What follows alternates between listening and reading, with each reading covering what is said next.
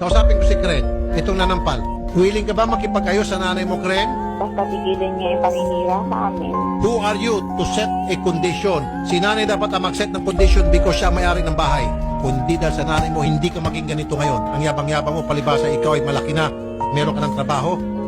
To heck with you. Chairman Wilfredo Campo. Chairman, pag-ayusin namin itong mag-iina. Kapag hindi po silang kaayos, i-implement po natin itong kagusto ni nanay at pumayag na po yung asawa po ni nanay. Palalayasin po natin itong dalawang bata. Okay, sir? Sige po. Very good. Nay, na-high blood ako doon. Pasensya ka na, Nay, ha? Hindi dapat sila magbibigay ng kondisyones.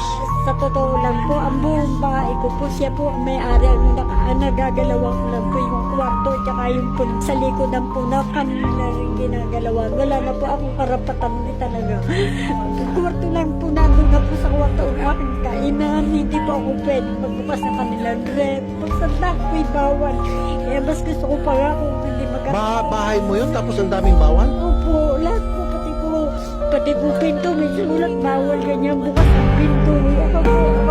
Sila pang nag-set ng mga rules, house rules, against you. Palayasin natin, Nay. Kung ganon. Tingnan ko kung may pagbabago ko, sila magbabago kung pero may rin lagi nila akong gaganyunan na talaga sa ako palalayasin na. Binigyan ko po sa mga pagkakataon. Grabe naman, so, kumbaga, yung kwarto nyo, ayun na lang pinaka-space nyo. Opo. Tapos lahat ng space sa bahay, sa kanila na. Lahat. Sa sala, kusina, basement sa kanila na yun. Opo. Ikaw hanggang kwarto ka na lang. Kwarto na lang po, pati po yung asawa ko sa isa na rin lang kwarto ko. Yung sa iyo, sa kanila. Yung sa kanila lang. Ay, wala po. Ako po. Grabe. Mahirap. Ano, Nay, palayasin na lang natin. Hindi. Nakapag-set po tayo na makakipag-ayos sila. Kung hindi po sa next time na pinakakitaan pa nila ako ng kawalang hiyaan, talaga po Ang bait nyo talaga na yan, no? dahil siyempre po ina tayo. Pero yung sasabihin ako naninira, kayo po ba naman? Tinatanong. Sinabi ko po ang tunay. Yung dahil ano labasin, naninira daw po ako sa kanila. Paninira ka po yung ginagawa nila sa akin. Ma'am, huwag natin pag-usapan yun. Huwag natin sila bigyan ng pagkakataon na para makabalik sa'yo. Okay? Gumagawa sila ng dahilan na para masubatan ka. So, what? It should be on your own terms. Kung anong gusto mo, yun ang masusunod. Huwag mong patulan yung kanilang mga aligasyon, yung kanilang mga sumbat, yung mga binta. What? Ganito ang gagawin natin. Pagdating mo sa barangay, magpakatino kayo o hindi.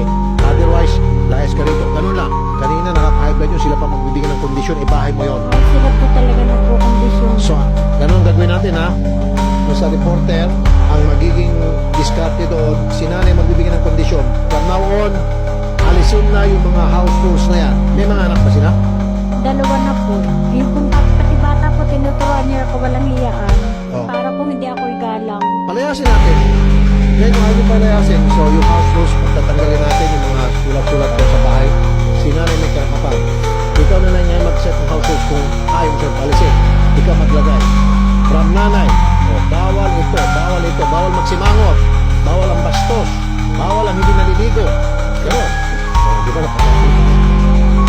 Ikaw, ibig sabihin niya, gusto ko, ikaw ang maglalagay ng mga paskil doon na kondisyon.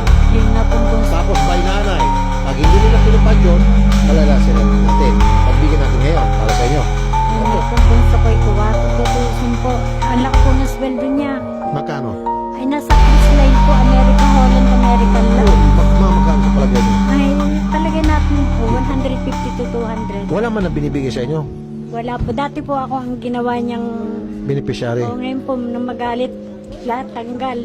Nasa doon po kay Iris. Kaya sila Kahit po. na 5 duling, wala. Wala po. Kahit po sa sasakay niya, hindi po ako pinasasakay. Hindi ko naman po hanggang na sumakay dahil ang dami pong kaibigan ko Okay. na Yung pangalawang anak mo, hindi rin nagbibigay. parehas sila mula nang Anong trabaho nung isa? Ayun pong asawa niya call center. Tapos siya po ay nag-tutor online ng po mga Okay. foreigner. So, Bakit yun po? doon nakatira sila, yung mag-asawa. Sinabi ko po na umalis na kayo, wala doon silang pera. Paano kayo mawawala ng pera? 3 kayong may trabaho, kami walang trabaho. Okay, sige. Ganun lang po.